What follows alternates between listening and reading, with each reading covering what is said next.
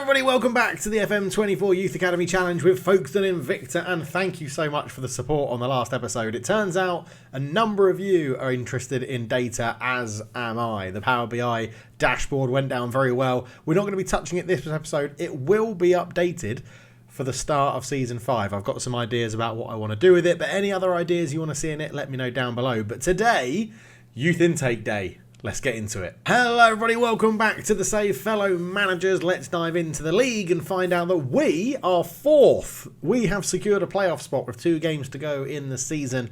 82 points from 23 wins. I nearly got that wrong. 44 games played, 23 wins, 13 draws, 8 losses, and a whopping goal difference as well of plus 29 has secured us a place in the playoffs, which is absolutely lovely. The little graph above the league table, you can see we've been pretty solid in 4th place for quite some time. The board are absolutely delighted because we're only meant to be fighting bravely against relegation. Louis Collins leads the goals again with 20 in the league.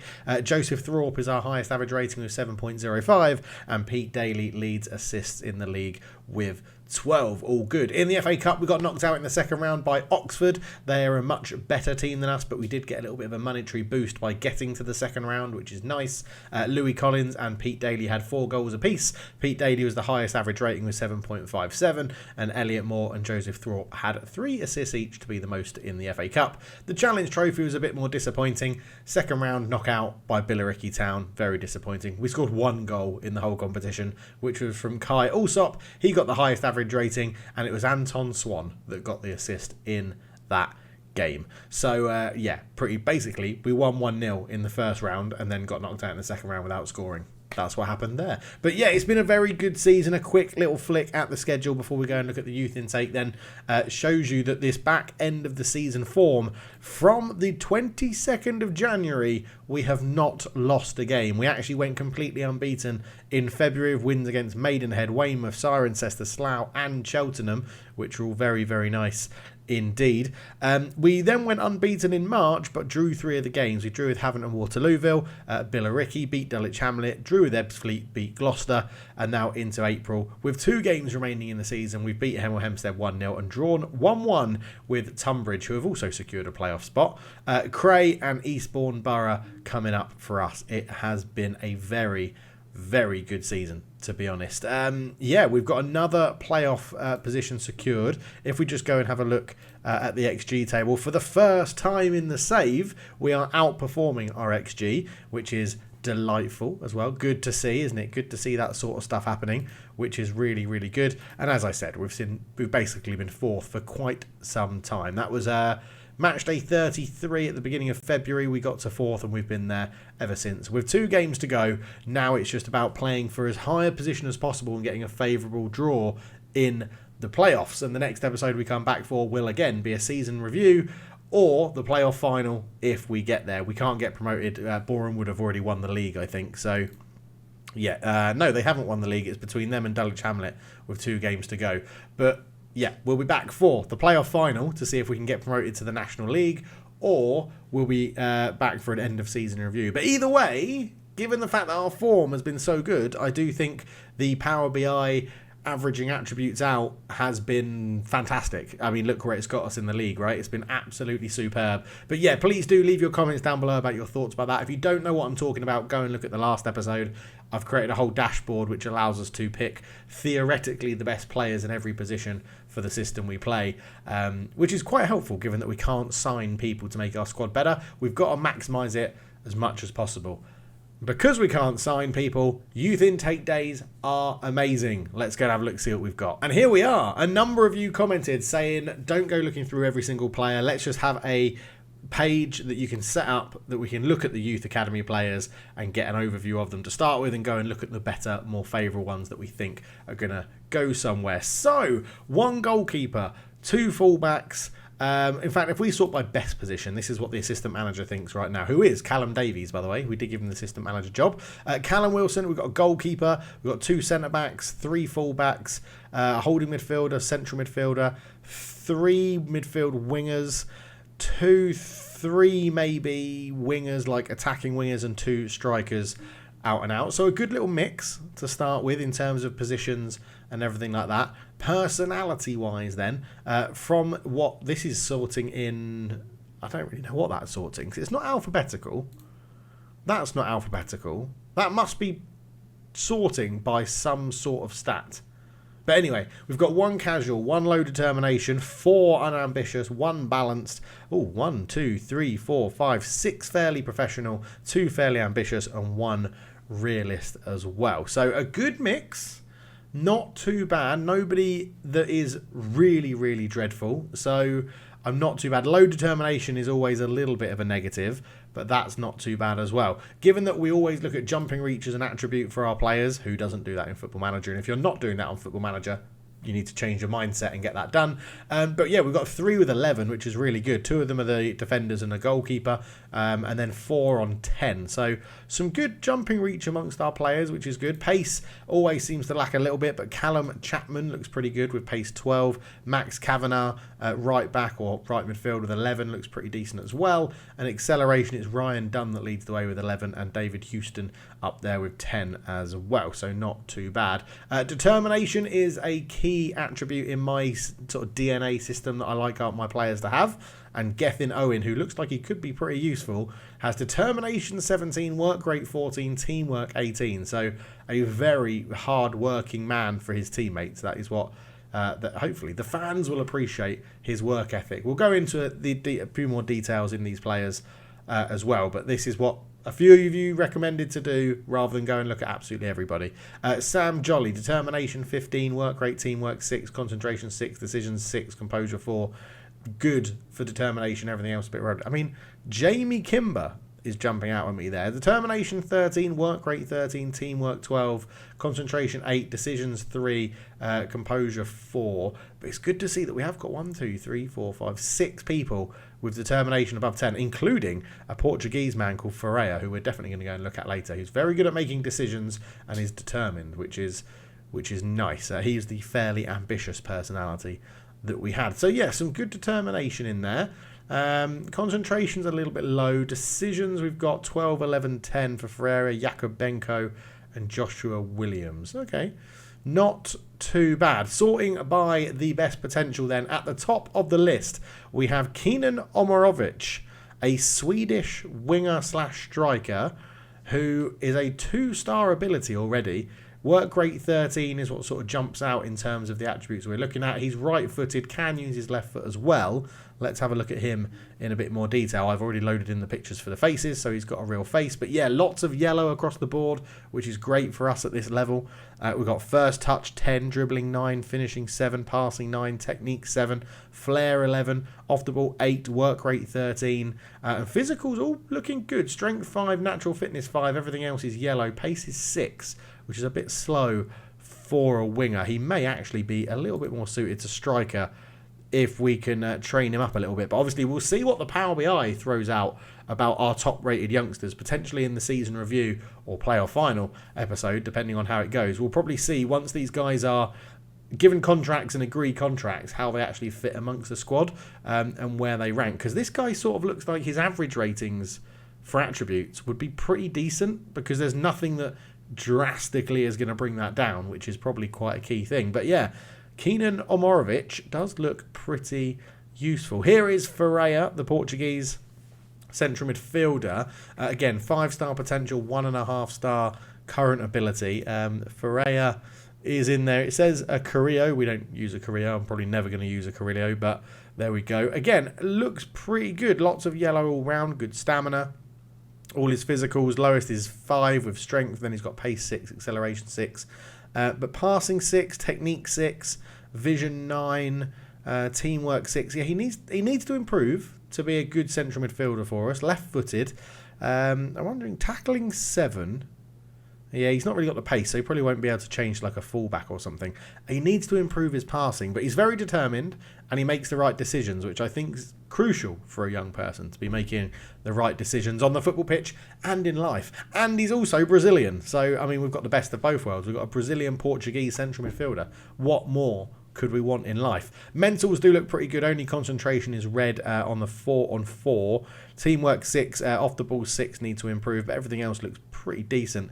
Technically not the best, but he will improve over time So we'll see how it goes. A bit concerned about his media handling style, with volatile, media friendly and confrontational, but he's so young, he shouldn't be demanding much of us at the moment. Maybe as he gets a bit more first team football, we'll have to wait and see. But Ferreira looks pretty decent in there as well. Next up, we mentioned Gethin Owen as being a high determined, high work rate, high teamwork player. He's 5-star potential, half a star current ability, and is a realist. So Gethin Owen, hailing from Wales, is coming in not too bad as a left back. Head looks pretty good. Crossing 7, marking 8, tackling 8, decisions 8, anticipation 7, determination 17, teamwork 18. We looked at that. Work rate 14, positioning's a little bit low. Stamina 9, pace 4, good natural fitness, good balance. Not bad. The physicals need to improve, but I quite like the look of him at being a left back. I do think he could well be spat out of the Power BI machine as quite a good left back. So it's interesting. The interesting thing about the Power BI, just as I go on a slight tangent, is that obviously as I said, I download the numbers I need for it every month from the squad. So it's actually taking into account how well their attributes are improving and the training they're doing and things like that, and reassesses who should be the best left back, right back, centre back, full back, winger, attacking midfield, all that good stuff. So we're constantly re-evaluating who are the better players at the club in terms of averaging attributes. But it seems to be working so far, and Gethin Owen may be in there with a chance. Jake Fitzgerald, 15 years old, 1-star current ability, 5-star potential, good jumping reach and work rate. Unambitious though, so we shall see. So he's not going to want to move. Oh, he looks like... that regen face really looks like an actor whose name I can't think of right now. But there you go. That's how my mind works. Can play left back, left midfield and right back. So 15 years old, so he's got a lot of time on his side to grow. And his attributes look pretty decent. Left-footed, crossing 10, dribbling 6, heading 7, tackling 11, work rate 13, teamwork 10, positioning. It does say a winger could best be his best position. Acceleration, stamina, jumping reach, fitness, decisions, composure, aggression, anticipation, all looking pretty good. I like the look of Jake Fitzgerald. He could be very, very handy. Even defensively, he looks like he could be pretty good. And that 5-star, potentially having 5-star potential, could really, really work well for him as well. Hopefully, he can grow a little bit in the first year. Then he gets to the age of 16, 17, and we'll start to see how he's developing. But I do like the look of Jake Fitzgerald. He's looking very handy as well. Then we just dip into the 4.5-star centre-back with jumping reach 10 is Massimo Jolie. Massimo Jolie, who's English, so we'll say Massimo Jolly is what we'll call him. Not too bad. 6'1", left-footed centre-backs are always useful to have. Good jumping reach of 10. Strength of 6 is a good start for a 16-year-old. Aggressive, I don't mind that. I like my centre-backs to be a bit aggressive. They need to be brave as well. He's got 7. Positioning 6, marking 6, tackling 9, heading 4. Again, he could average out to be relatively good. The heading of 4 will bring him down a little bit. But he's fairly professional, so he's going to develop reasonably well as well. Yeah, not dreadful. It's not a dreadful intake. Let's be honest here. This is looking pretty decent. This isn't looking dreadful. It's not looking like it's going to be a quick wash over and none of them are any good. We're looking pretty good. And then we'll just end with the 2 4-star player here as well. We might have his brother here, Sam Jolie. We're going to go to next. Sam, can you have brothers coming through? Michael Sandman is his favourite backroom staff, not his brother. So there you go. Michael Sandman is a coach of ours. Which, by the way, proves the point that young players coming through your club are influenced by coaches that are already in your system, by the way. That fundamentally proves it, that he's there. Always be aware of getting good personalities for all your coaches if possible. Anyway, I completely forgot to look at Sam Jolie, but there he is. Young centre-back, jumping reach 9, strength 3, 5'11", 2-footed, good aggression, determination. Technique's very good, so tackling technique they're a good combination to have, but can't really mark or head. So I'm contemplating, or I'm predicting the fact that he probably won't be a centre-back when we chuck his numbers into the system. I imagine he'll come out as probably a holding midfielder or central midfielder, because that looks a little bit, although passing is a little bit off. But yeah, we'll have to see what he spits out at. But again, not too bad. 15 years old, plenty of time on his side. 16-year-old Callum Chapman is the last one we'll go into for a bit of detail, I think, unless we see another personality-wise we want to go and look at. But pace is very good at 12. Acceleration 9, agility 10, fitness 14, not too bad at all. Aggression 11. Off the ball 8, passing 7, technique 6, crossing 6, dribbling 9. Yeah, he could be set up pretty well on that left-hand side. And of course, the Power BI, when it spits out the higher numbers, that will be defining our tactic probably as well, and see how we utilise all the players that we have at our disposal. But yeah, not too bad. Fairly professional left winger. I do like the look of that. We do have a couple of fairly professional players down here as well. So 3-star potential player Max Kavanagh. Very brave, very aggressive, good flair, decent work rate, good pace as well. So he might have something about him here. He can cross. He's got a decent first touch. He's right-footed, can sort of use his left foot. Not too bad, to be honest. There is potential for Max Kavanagh, so he doesn't look too bad. And then we have, what else? We've got Ryan Dunn, the striker or right winger, is in here as well. Fairly professional. Acceleration 11, pace 6, stamina 11. Fitness 10, jumping reach 10, heading 13, that's pretty good. Passing 8, first touch 6. I mean, given he's got finishing 5 and composure 5, again, he's probably going to be spat out and not be a forward, probably not be a striker. Passing is decent, so potentially a central midfielder, you never really know. But yeah, we'll have to see what comes of him. Ryan Dunn. And then the goalkeeper, Callum Wilson, with that potential, probably not going to threaten most of the other goalkeepers at the club, but always good to have goalkeepers coming through because you never know what's going to happen. For example, Kai Mackenzie-Lyle is leaving the club at the end of the year. That has been confirmed. So we are going to need a new first choice goalkeeper. But he comes in at 6'4", jumping reach 11, good fitness.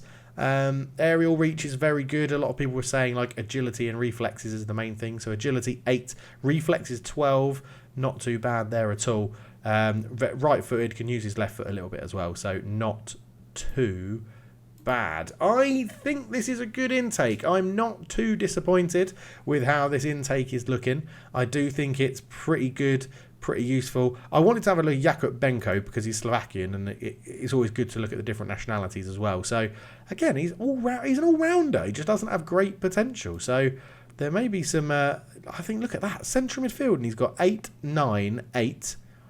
So he's going to come out quite high in the like Sports Interactive Football Manager algorithm we have on the Power BI that buds together everything it says you need as a midfielder, rather than the stats I think you need as a midfielder or attributes I think you need as a midfielder. But yeah, not too bad. And I think we're getting to the point where if we have a look at our under-18s, because this is obviously set up just to filter out, if we put our under-18s in here, I think we're getting to the point where, I mean, look at that, 1, 2, 3, 4, 5 players that have come through are the highest potential players that we have, judging by the assistant manager. But we are getting to the point where I think we can cull a few of these players down here that just got like a 1 or a 2 year contract.